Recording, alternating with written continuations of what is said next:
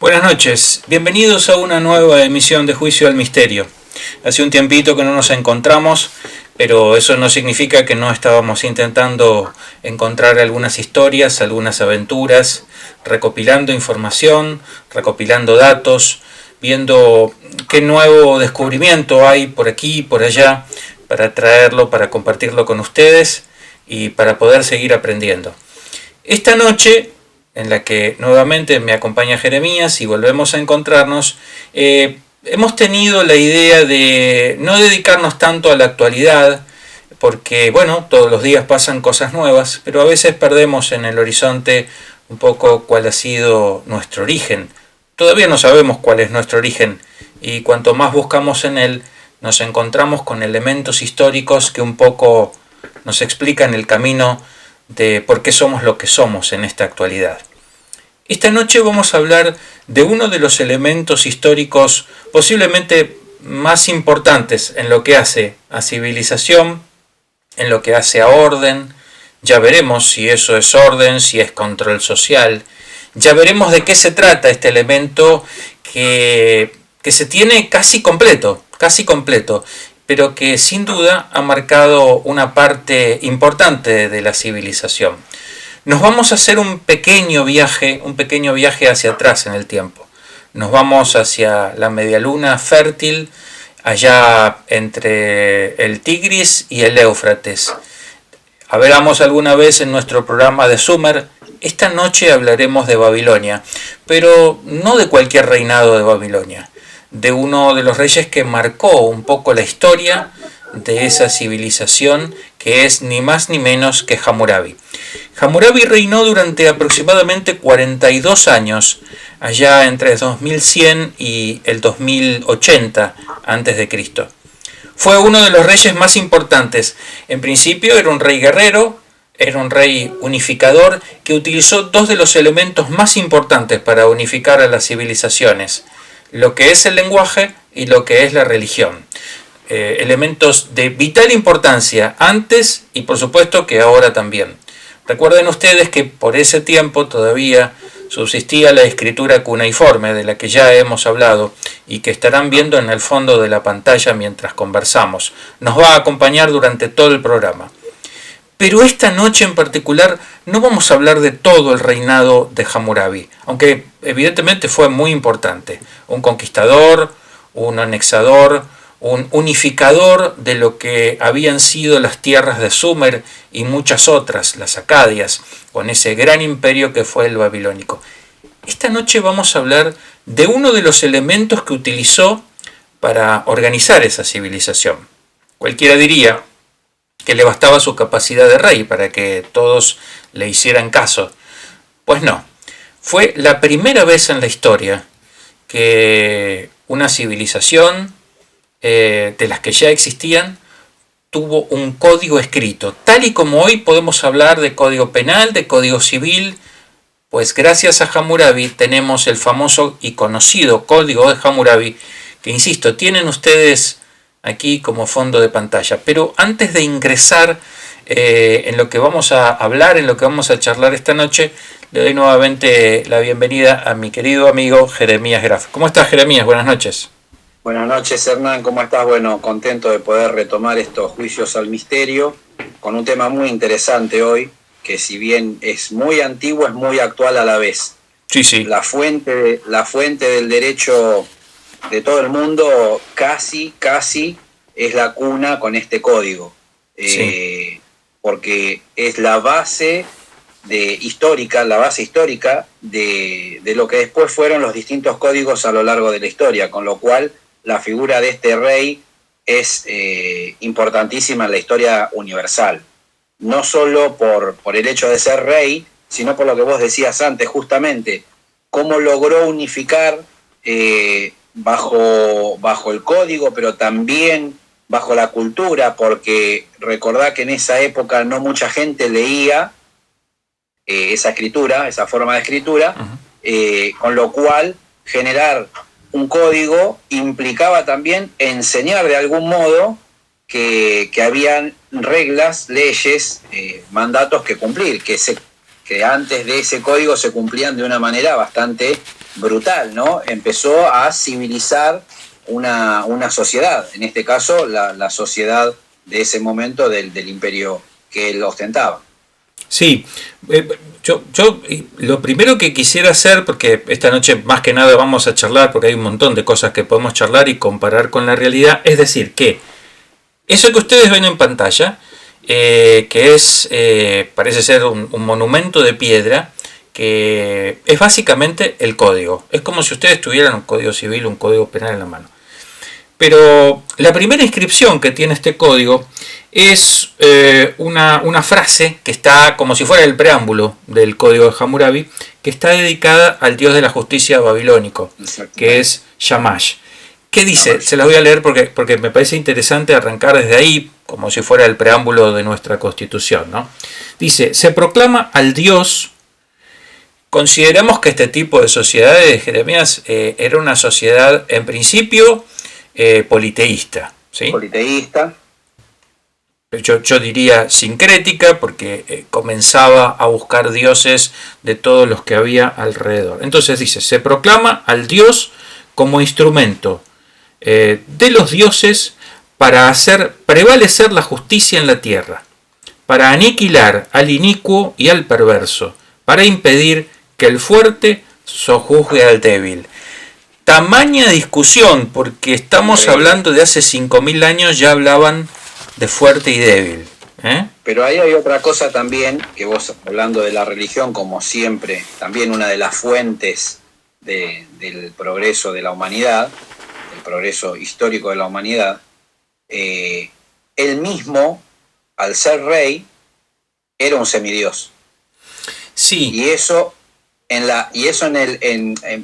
la escritura del código queda implícito, como que él recibe la inspiración, y viene el caso de los 10 mandamientos, ¿no? Para empezar a mezclar también y a entrecruzar las leyes de la antigüedad.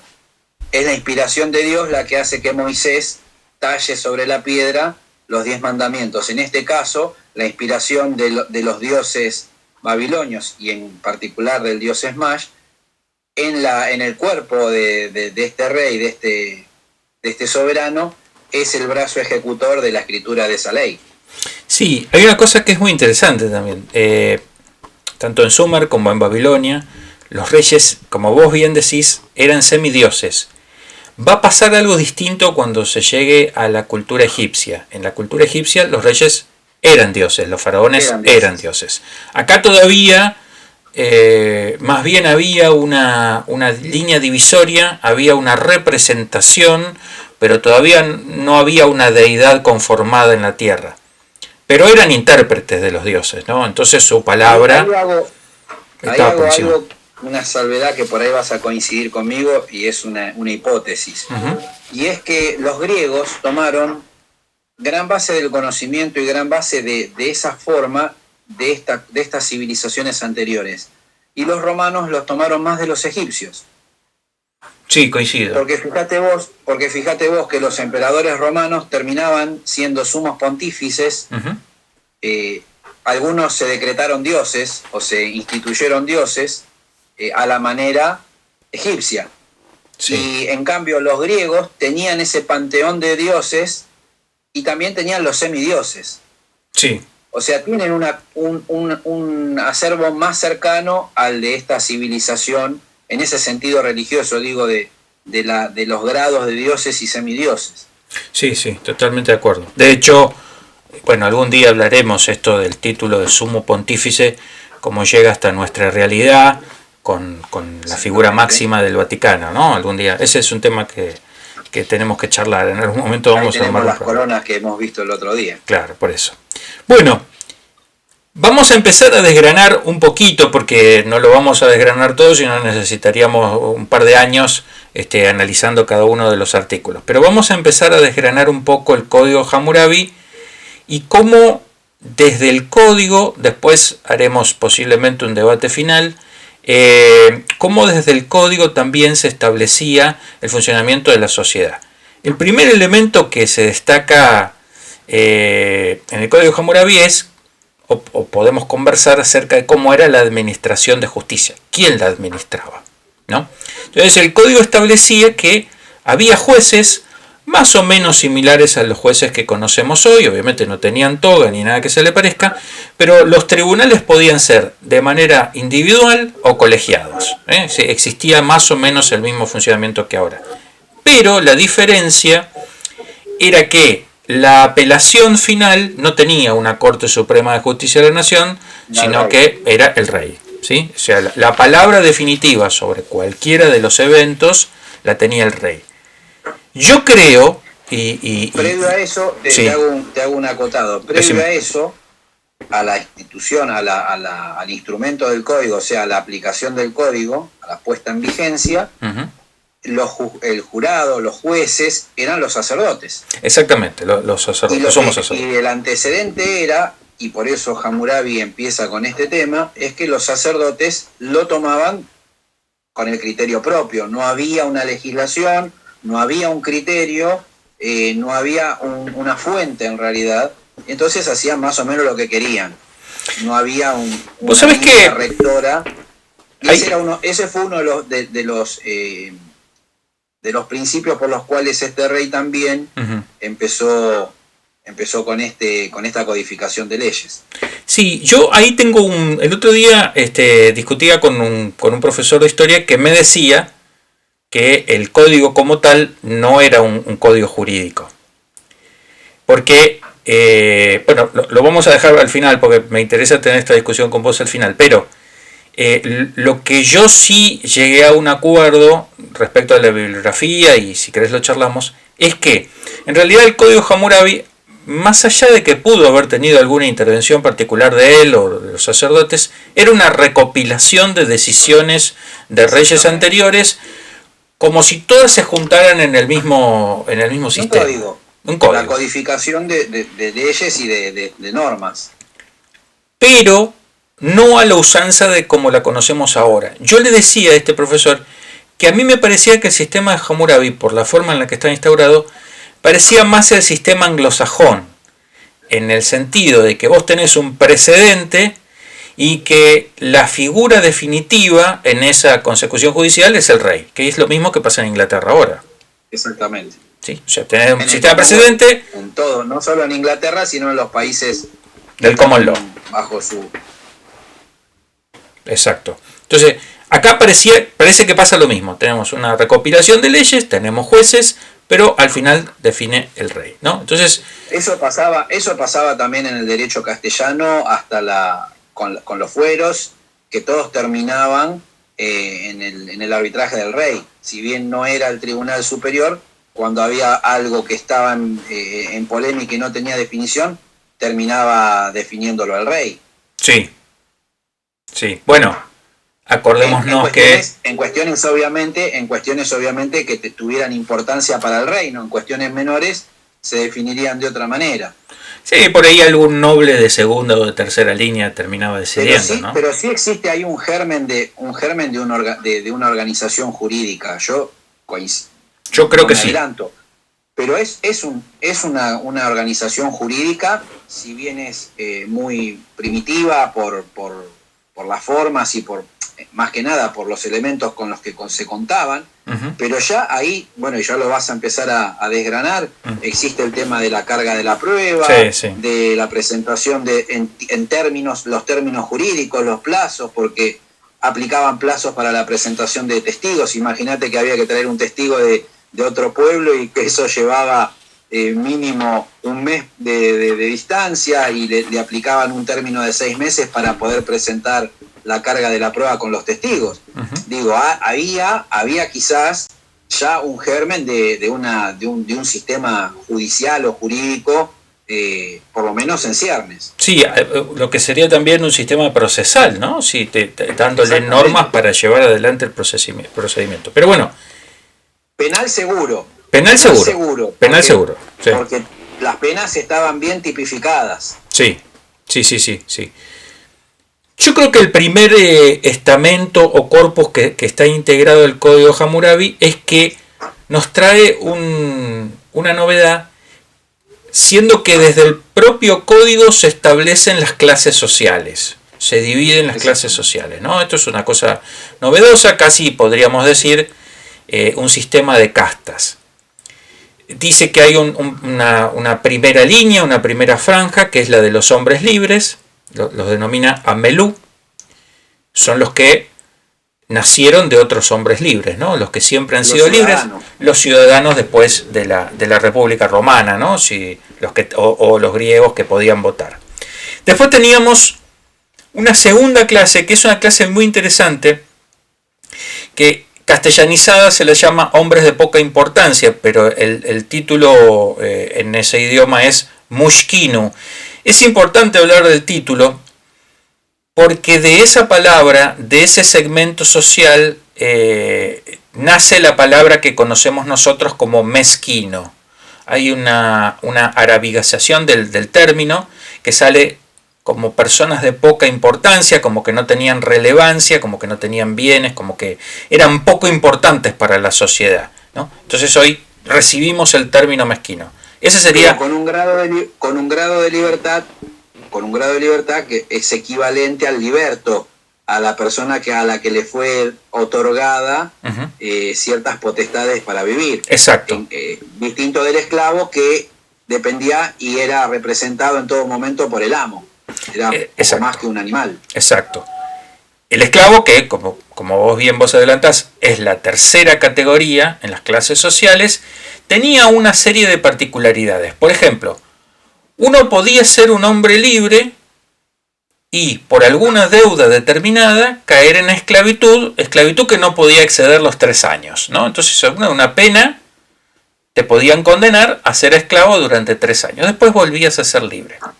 En general, el esclavo, como era una especie de mercancía, también tenía ciertos cuidados, porque obviamente si vos tenías que vender un elemento, no lo ibas a tener en malas condiciones ni en mal estado, ¿no? Sí, una cosa más bien mercantilista, una idea mercantilista, con lo cual todavía acá no surge la idea de esclavitud tormentosa que podemos llegar a tener de la clase media, de la lindo fallido, de la Edad Media, ¿no? Todavía sí. El esclavo tiene una serie de prerrogativas, pero no deja de ser una mercancía. Ya no se organiza la sociedad el Código Hammurabi, ¿eh? Bien empezado, yo ya te podría decir, son los artículos que van, los primeros artículos, los que van del 1 al 20, casi como si fuéramos al Código Civil y buscáramos los atributos de la personalidad, nuestro Código Civil argentino, ¿no? Acá nos estaba dividiendo el Código Hammurabi cuáles eran las clases sociales y dependiendo si vos entrabas o no en una de ellas, tenías o no un rol dentro de la sociedad. Inmediatamente, ya a partir del artículo 15, 16, 17, 18, empieza a hablar de cuáles son los delitos y las penas.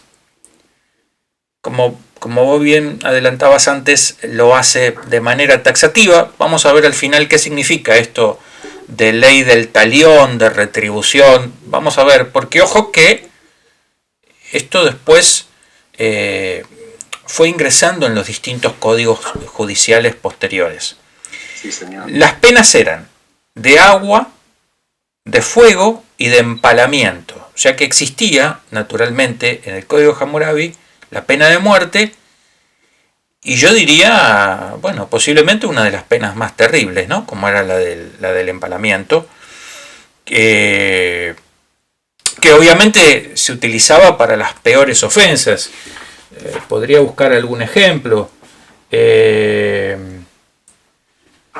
Por ejemplo, obviamente el matar a una persona, y más si se trataba de una persona amelú, de una persona libre, o incluso si se tratara de una persona de poca importancia, podía llegar a recibir como contrapartida por esta situación de retribución una pena de empalamiento, ¿no? Es una cosa bastante importante. Sí, y ahí hay que hacer también un agregado, que es que si bien era terrible las penas, porque bueno, la pena de muerte obviamente es terrible, es quitar la vida, o sea, la pena máxima que puede haber en cualquier sistema. En este caso, si se comprobaba también, ahí vemos quizás la delicadeza también en esa época de la construcción jurídica. Sí. Si se comprobaba que había falsedad, el que recibía la pena era el que estaba falseando la verdad. Sí. O sea, en cualquier código, aquella persona que miente o que inventa o que hace un perjurio no recibe la pena de muerte. O sea que era terrible el sistema jurídico, sí, o el código en ese sentido, con respecto a si se comprobaba que no existía tal ofensa, tal agravio, tal delito, se volvía en contra no solamente del calumniador, sino también del juez que podía haber incurrido en algún error. Sí. Se lo apartaba automáticamente y nunca más podía volver a ejercer jurado o ser juez. Y era taxativo, no había posibilidad de apelación en esos casos.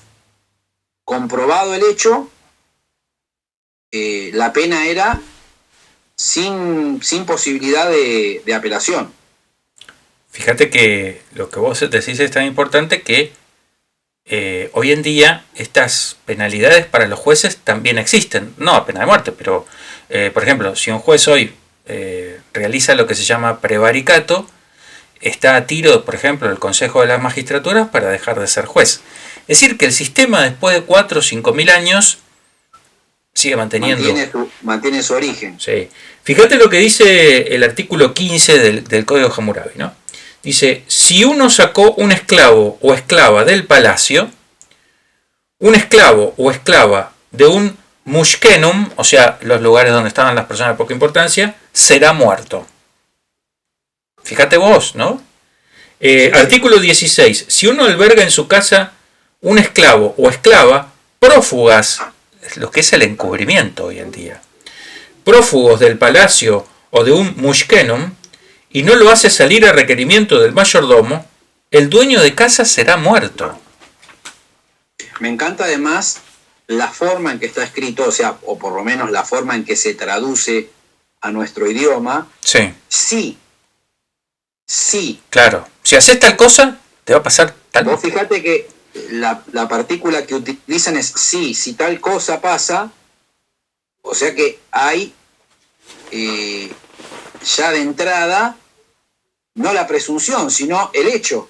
El hecho, sí. O sea, corroborado el hecho, que obviamente supongo que habría alguna circunstancia de investigación, habría personas que estaban determinadas para hacer tal cosa, entonces corroborado eso, inmediatamente se aplicaba la sanción, ¿no? Obviamente que en cuestiones tales como acá sería la trata de personas, podríamos hacer el equivalente, ¿no? Sí.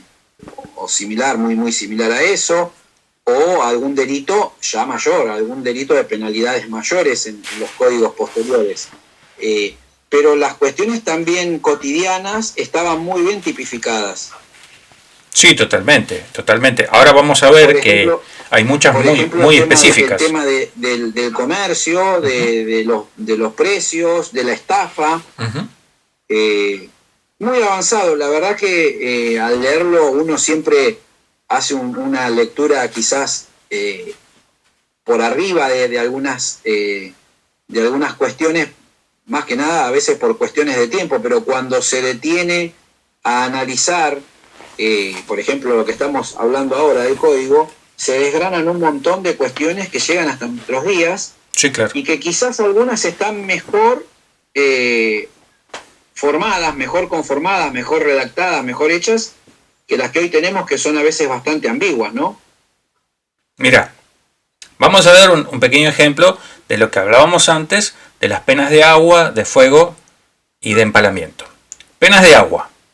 ¿Qué decía el código? Está claramente indicada para la persona que tiene un comercio al menudeo de bebidas, si vende un precio superior al legal, esto que vos decías, el control de precios. Fíjate vos hasta dónde va esto, ¿eh?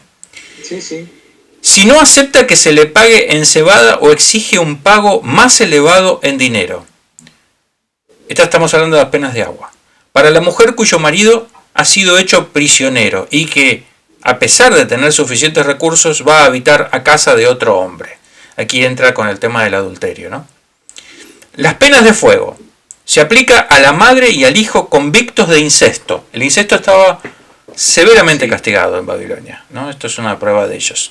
Los quemaban, los prendían fuego. A la sacerdotisa que abre una taberna, ¿sí? Como si fuera hoy en día, hagamos la siguiente composición de imagen. Un sacerdote que abre un bar, ¿no? Sí, estaría mal visto, obviamente. Bueno, acá también con la diferencia que lo mataban.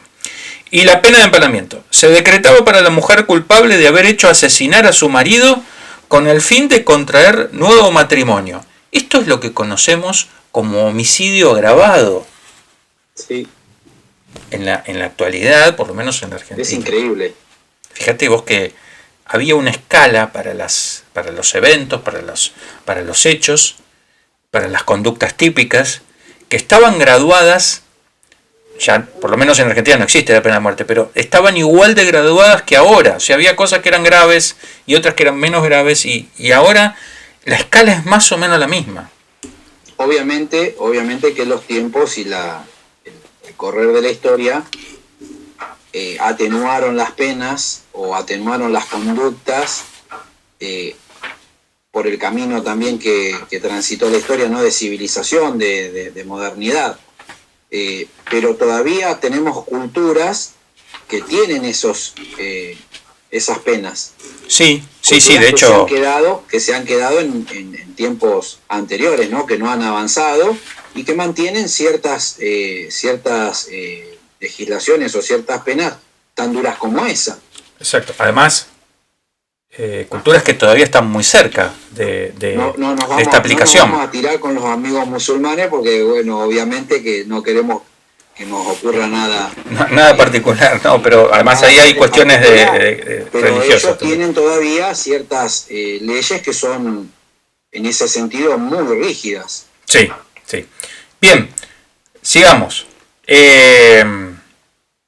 Bueno, la familia es la célula básica de la sociedad babilónica, se le da mucha importancia, hay un recubrimiento, hay una cantidad de artículos que están establecidos en el Código Hammurabi que se dedican específicamente a la familia, y después entra de lleno el código en lo que es el matrimonio. Hay una serie de cuestiones que en el matrimonio ahora se hacen igual que hace 4.000 o 5.000 años. Lo primero, antes y ahora se hacen por contrato por escrito. Si bien ahora no es un contrato entre privados, porque uno tiene que acceder a los registros civiles, lo cierto es que en definitiva hay un acuerdo de voluntades, por eso después hay una sociedad conyugal. Es un contrato en el fondo en el que uno tiene lo que se llama en contrato affectio societatis, ¿no? O sea, el deseo de estar con la otra persona. Lo sabe cuando se divorcia. Claro, eso lo sabemos cuando... La disolución de la sociedad conyugal es justamente, usted lo debe saber, yo también lo sé, sí. Es una separación de bienes. Exactamente. O sea que hubo un contrato. Bueno, en ese momento también había un contrato. La otra cuestión es que en esto que tiene que ver con el nacimiento de la unión matrimonial se utilizaba lo que después conocimos en la Edad Media como dote, ¿sí? Había que pagar, el padre de la novia tenía que pagar una cantidad de dinero, una cantidad de bienes, se llamaba la dote en Babilonia serictu, para que se pudiera realizar este contrato matrimonial, ¿no? La mujer en Babilonia podía tener cosas, podía realizar transacciones, tenía cierto grado de libertad en cuanto a la realización de actividades, pero de alguna manera el matrimonio, al establecerse una dote, era también en el fondo una cuestión medio transaccional, ¿no? Bueno, de interés. Alguno diría por ahí que ahora también lo es. Pero bueno, vamos a dejarlo eso para es interesante también eso del rol de la mujer en esa sociedad, ¿no? Sí. Porque si bien muestra un código muy duro, por otro lado le da y diciéndolo para esa época, ¿no? Había ciertas libertades que nos parecerían quizás extrañas en ese tiempo de la historia. Pero las mujeres tenían en Babilonia, en Alejandría, en toda esa zona, tenía un rol distinto al que tienen después, más adelante en la historia, por ejemplo, las mujeres hebreas. Sí, bueno, y casi en las mismas tierras, ¿no? Porque están... Casi, por eso digo, en esa zona, digo, ¿qué diferencia hay que las mujeres de esas civilizaciones tenían posibilidad de, por ejemplo, ejercer ciertas actividades? Sí, señor. Además, otro tema que se inserta en este mundo raro del Código Hammurabi es dos cosas que todavía existen. Primero, ¿existía el divorcio en Babilonia? Bueno, estamos en condiciones de decir que sí. El hombre podía repudiar a la mujer que no le daba hijos. Y entonces incluso podía volver a casarse en algunas circunstancias. Pero en el medio de eso existía lo que ellos llamaban como concubinato legal. Esto es, la posibilidad de que, como lo dice el código, si una mujer no podía tener hijos, podía elegir una de las esclavas para que tuviera relaciones con el esposo y eso ocasionara la formación de la familia. Este concubinato estaba permitido. Si vos lo hacías como adulterio, estaba arreglado. O sea, si se arreglaba estaba bien. Si no se arreglaba, era adulterio. Y ojo que el adulterio era penado. Era penado con la muerte. Con la muerte. Con la muerte. Era una pena de agua, como habíamos dicho antes, ¿sí? La persona era ahogada. Sí, ahí aparte el fundamento del talión está explicado también, que no era el ojo por ojo, diente por diente con el que la historia después lo transmite, ¿no? Tenía un basamento que no era el simple ojo por ojo, diente por diente. No, ahora lo vamos a resignificar. Desde el momento en que había un juez de por medio. Sí, había un juez que resolvía la cuestión, pero ojo que si vos hacías una cosa así, la pena era eventualmente la muerte, ni más ni menos. Bueno, como dijimos antes, el incesto estaba profundamente prohibido y de hecho prohibido tan estaba que ocasionaba la muerte de una persona y por la pena de fuego, tremendo. ¿Qué pasaba con las herencias? ¿Qué pasaba con las sucesiones en Babilonia? Bueno, la propiedad se decía, de acuerdo al Código Hammurabi, que pertenecía a toda la familia. Las mujeres podían heredar, lo que pasa es que la herencia se repartía por igual entre todos los hijos. El hijo mayor, a diferencia de lo que pasó después en otras civilizaciones, no tenía más privilegios que el resto. Había igualdad en la legítima, como diríamos hoy. O sea, todos los herederos tenían el mismo derecho. Las mujeres no podían heredar tierras, pero esto tenía un significado de protección, porque los babilonios creían que si las mujeres heredaban y después se casaban con otro y se divorciaban, el otro se quedaba con las tierras. Es muy impresionante. Vos fíjate que esto es algo que nosotros podríamos concebir en códigos modernos. Eso tiene que ver con la sangre. Exactamente. Que otro día podremos hablar. Exactamente. El iuris sanguinis de los romanos, por ejemplo. Exactamente. La fe de sangre. Bueno, después con respecto a otros delitos que estaban castigados con la pena de muerte, todos los que tenían que ver con ofender al culto, ofender al templo, ofender al palacio. También aquellos que producían o creían tener la potestad de hacer algún maleficio contra las deidades protegidas por el imperio, ¿no? por el rey. En fin. A mí me asombra ahí que en cierto sentido, por lo leído, por lo estudiado, si bien era una sociedad y era un imperio, un reino terriblemente religioso, esta codificación viene a dividir el Estado. No va a ser un Estado netamente religioso, o sea, si bien había una figura de rey, la iglesia, la religión, los sacerdotes en este caso, pues no tenía una organización de iglesia como hoy la conocemos, pero la religión en sí tenían fuerte poder. Si bien siguen teniendo poder, el rey, y ahí viene lo que habíamos hablado antes del sumo pontífice, empieza a tener en el Estado todas las herramientas, todas las fuerzas en su propia persona.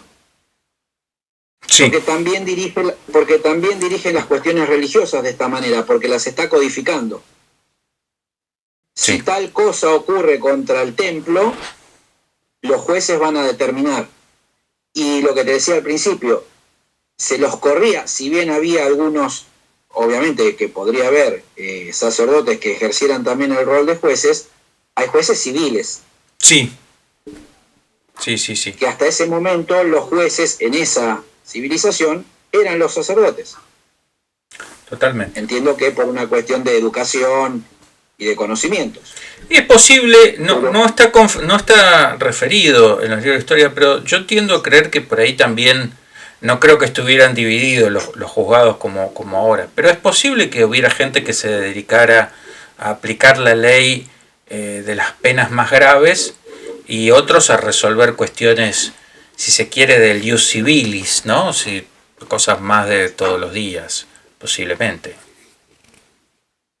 Yo creo que puede ser. Es muy probable, pero esto ya es más en un abstracto de ver cómo la evolución de la sociedad hace que los estados empiezan a dividirse en parte de la institución iglesia.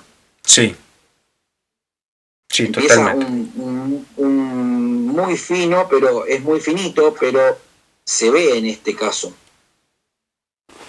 Bien. Porque si vemos, por ejemplo, la sociedad que antes hablamos, la sociedad hebrea, sí, la sociedad judía, los jueces, sabes cómo estaban compuestos. Ellos ya tenían una organización, un poco más adelante, una organización judicial muy aceitada. Sí, también teocrática, ¿no? Teocrática. El Sanedrín, el famoso Sanedrín. Y en ese caso, el rey de los judíos, que siempre fue una figura después polémica por cuando los romanos conquistan esas tierras, también tenía el poder de la última instancia en ese caso. Siempre iban al rey. Sí. Me acuerdo, el juicio más famoso de la historia sabemos cuál es. Sí, claro. Sí, algún día hablaremos, porque día podremos hablar de tenemos material. Haciendo un paralelismo, ¿qué instancias se cumplieron ahí? Sí. Fueron a golpear las puertas del Sanedrín y después fueron a los distintos estamentos hasta llegar a los romanos que no querían tomar el caso. Sí. Bien, ¿qué significa la ley del talión? Porque hemos hablado aquí, un poco desmenuzando a grandes rasgos, nos llevaría años estudiarlo de manera completa, pero ¿qué es la ley del talión? La palabra talión deriva de la palabra talios, que significa idéntico o semejante, en su traducción más literal. Se refiere a una pena idéntica al daño infligido, es decir que para los babilonios la única pena posible era aquella que retribuía a la persona que había ofendido, al individuo o a la sociedad, porque cuando lo hacía contra el templo, cuando lo hacía contra el palacio, la ofensa ya no era individual, naturalmente, ¿no? Con lo cual, estamos hablando de tratar de retribuir la situación al momento anterior del daño cometido. Y cuando eso no se puede, yo creo que además de retribución, lo que buscaba era el código compensar. Vos me hiciste esto, bueno, te vamos a hacer esto. Por lo menos, si no se puede retrotraer, por lo menos van a quedar iguales. Tenía muy en claro los fueros, tenía muy en claro los distintos fueros de la justicia. Sí. Totalmente. Sería muy importante buscar testimonios de cómo era quizás algún procedimiento de los distintos articulados del código que estuvimos hablando, si quedara algún registro de algún caso célebre de esa época. Ahí tenemos un problema. Ahora te voy a contar lo que pude hablar con una especialista sobre el tema y después de buscar alguna información. Lo charlamos a ver si lo debatimos. Babilonia es invadida hacia el año 539 por un imperio del que también algún día tendríamos que hablar algún ratito, que es el imperio persa, ¿sí? Cuando llega Ciro el Grande, decae definitivamente uno de los imperios más importantes de la humanidad. Obviamente ya para esa altura Hammurabi había desaparecido de todos los mapas. Vos me preguntabas o me decías recién si había algún registro, porque sí hay registro de sentencias en Sumer. Sí tenemos el registro histórico de la primera sentencia documentada, pero no tenemos nada a ese respecto de Babilonia. Este profesor me decía que en rigor el código de Hammurabi nunca se había aplicado como tal. Él sostiene la hipótesis que sostienen algunos otros historiadores, que en realidad el código de Hammurabi había sido utilizado por el rey como un elemento propagandístico. De suerte tal que estos montículos, del que hay uno o dos completos, creo que uno está en el Museo de Alemania, así como el que estamos teniendo de fondo de imagen, estaban puestos como pilotes en varios lugares de la ciudad, y que eso de alguna manera lo que hacía era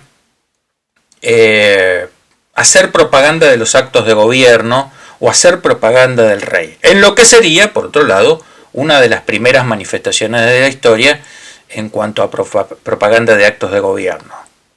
Y él me dice, como tal, como sistema jurídico, si bien recopiló decisiones anteriores, nunca se aplicó. Por eso no hay antecedentes, como si los hubo en Sumer y si los hubo después. Bueno, es una opinión. Yo creo que posiblemente no nos haya llegado ninguna reminiscencia de ningún caso, pero tiene que haber habido alguna resolución.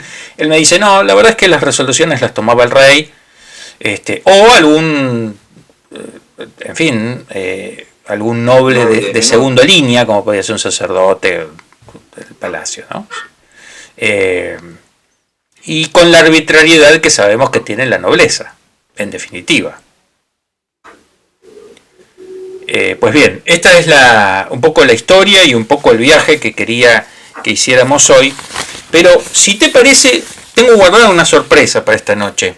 A ver si me sale, porque ya la he utilizado en otras circunstancias. Vamos a ver si le podemos consultar a la inteligencia artificial qué opina sobre el código de Hammurabi. Lo compartimos y después lo debatimos. ¿Qué te parece? Muy bien. Vamos a escucharla. A ver si nos podemos conectar. Sherlock, buenas noches, ¿cómo estás? Te digo Sherlock. Hola, buenas noches. Sí, puedes decirme Sherlock, por supuesto. Estoy muy bien, gracias por preguntar. ¿Qué tal todo por ahí? Espero que estés teniendo un lindo día. Bien, aquí estamos en el programa Sherlock con Jeremías y queríamos consultarte cuál es tu opinión sobre el código de Hammurabi. Qué interesante tema. El código de Hammurabi es una de las leyes más antiguas que conocemos y muestra mucho sobre la sociedad y la justicia de antigua Babilonia. Tiene principios muy avanzados para su época, como el famoso ojo por ojo, pero también establece ciertas protecciones sociales. Así que es un documento fascinante que nos da mucha luz sobre el pasado. ¿Vos crees que llegó a aplicarse o que era simplemente un elemento, en fin, de propaganda del rey Hammurabi? Es una pregunta muy interesante.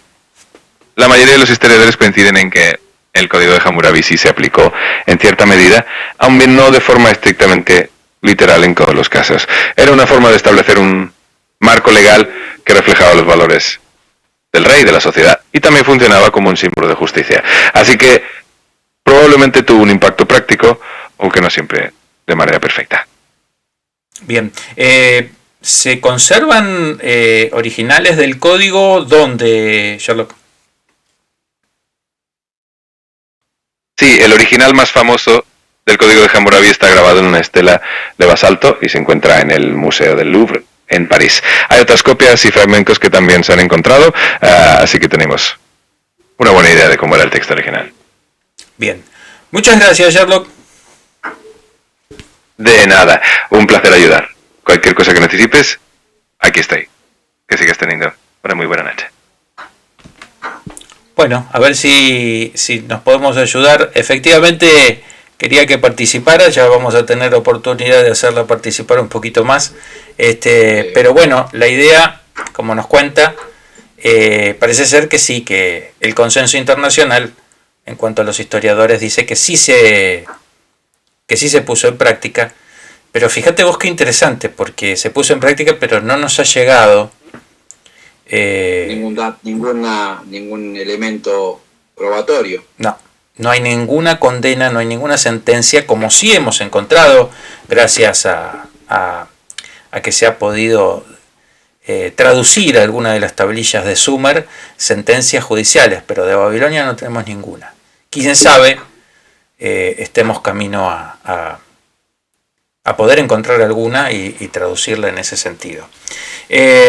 Bueno, si te parece, Jeremías, vamos a las conclusiones finales. Así es.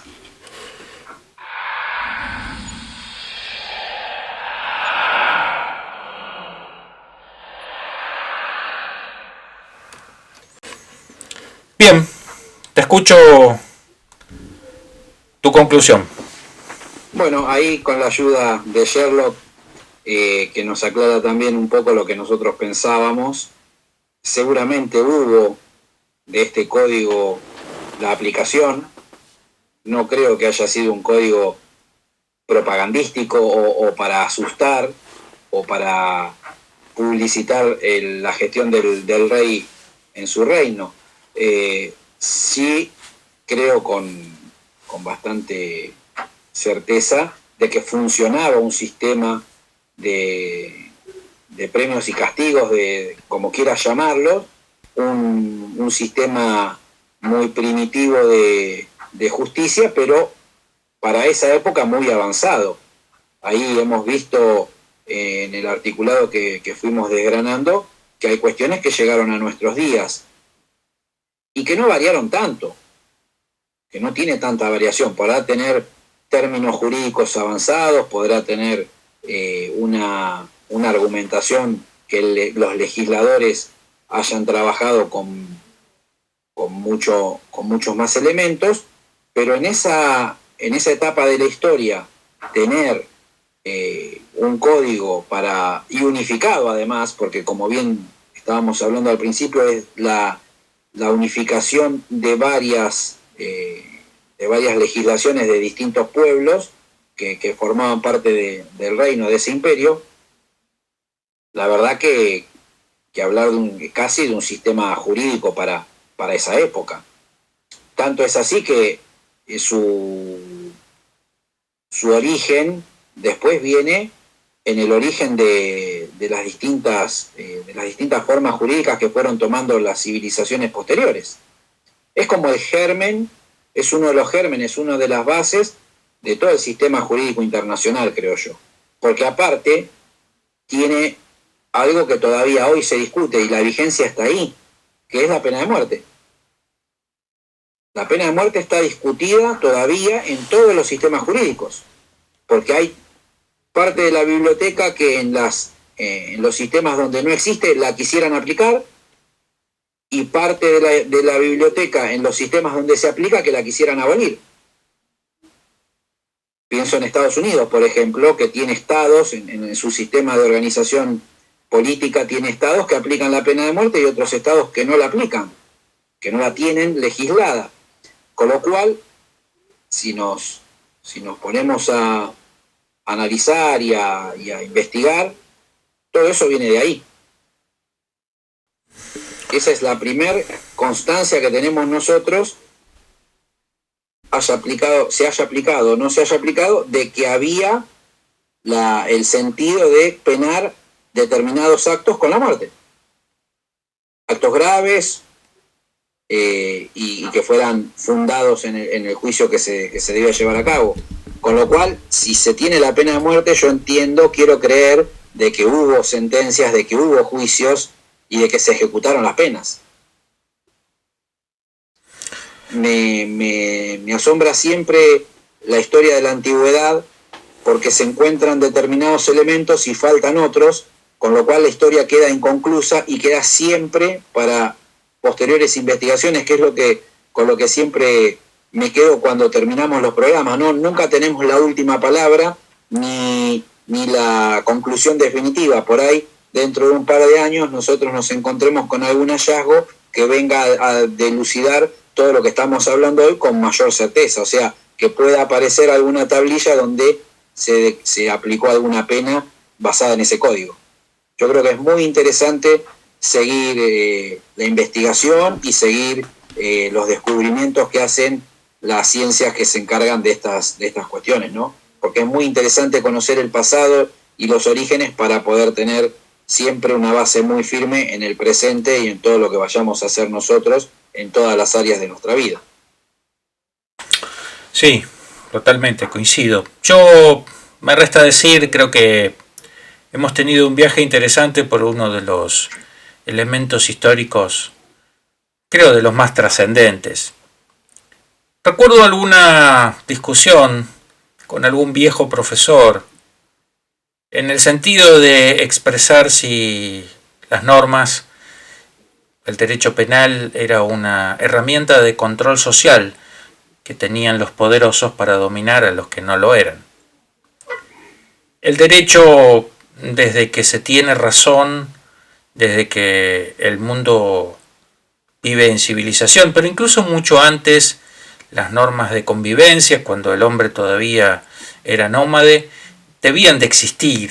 Había que haber alguna regla para realizar, para hacer, para subsistir, y fueron esas reglas las que yo creo que de alguna manera posibilitaron que hubiera algún tipo de evolución. No dudo que muchas veces se haya utilizado los sistemas legales para controlar a las personas, no estoy diciendo eso, sino que hemos hablado esta noche de una de las primeras manifestaciones de límites, porque esos límites estaban establecidos para todos, para los que eran ciudadanos, para los que eran personas de menor importancia y también para los que eran esclavos. Y entonces esos límites son reglas de juego, y esas reglas de juego permiten que quienes conviven en sociedad sepan a qué atenerse todos los días. No podemos saber a ciencia cierta cómo funcionaron, si dieron resultado. Sí podemos decir que Babilonia fue una de las civilizaciones que más dominó durante toda la historia, que más territorio ocupó, que más cantidad de producción tuvo. Y bueno, desde ese punto de vista, si no hubiera habido otro pueblo que la atacó, posiblemente hubieran subsistido muchos años más. Así que el problema no fue seguramente el código de Hammurabi. Pero yo celebro que existan estos elementos históricos, que los podamos tener, que nos expliquen nuestro pasado. Y en un punto solo podría coincidir al final lo mismo que vos. Es decir, nosotros tenemos hasta ahora una historia que nos han contado, una historia que podemos ir recabando a medida que nos vamos informando y que investigamos, pero yo estoy seguro que todavía debajo de todas esas tierras, debajo de todos esos sedimentos, debajo de esas pirámides, debajo de esos templos, todavía nos quedan muchas cosas por averiguar, muchas cosas por encontrar y seguramente también muchas cosas por aprender acerca de nuestro pasado. Y como dicen siempre, cuando uno más sabe del pasado, mejor está en el presente y mejor puede prepararse para el futuro.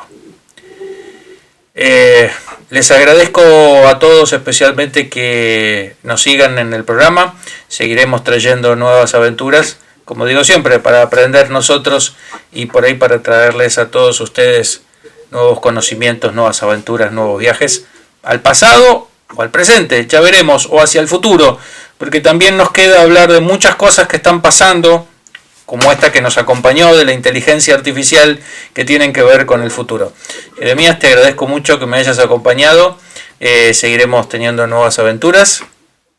Bueno, gracias a vos, Hernán, siempre es un gusto bucear en el tiempo y en las distintas épocas de nuestra humanidad. Tenemos muchos temas por delante. Por supuesto.